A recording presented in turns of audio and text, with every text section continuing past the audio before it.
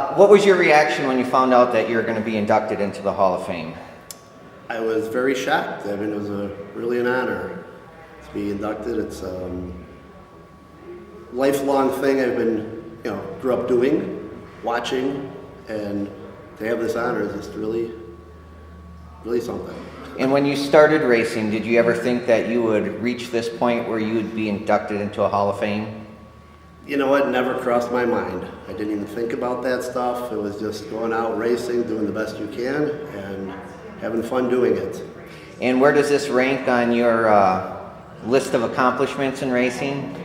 Oh, it's got to be right towards the top of it. I mean, a lot of good races that we had, a lot of races we won, but, this will be here forever. So It's a pretty neat deal. Okay, and who were some of your toughest competitors when you raced?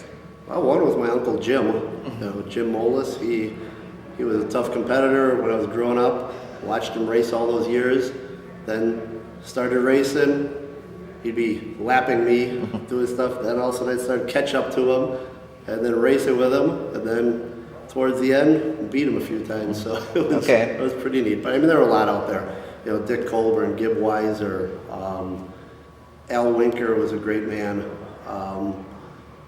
My father raced back at the old Wilmot track years ago, and so I remember watching races back then even. And what were some of your racing highlights that stick out in your memory? A few of there was an all-star win we had back in '94. It was just the way the race started. Jumped the cushion a little, went back in the pack a little, and then worked our way forward, and had to pass like 12 cars to end up winning the thing. And it was quite an accomplishment. And where was that at? That was at Wilmot. Wilmot? Okay. Yeah, Wilmot Speedway. Okay. And then there was a lot of my good race wins were at Wilmot. We raced a couple of the World of Outlaw Gum Out Series races there. Won that 2000 and 2001. And I think we had a pretty good car in 2002, but we broke the motor. So it would have been interesting to see how we could have done that night. Okay. All right. Anything else that you want to add? Just a lot of good people that were with me out through the years. My parents stuck with me from beginning till end.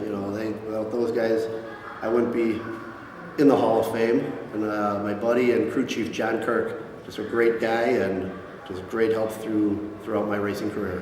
Okay. Thank you and congratulations.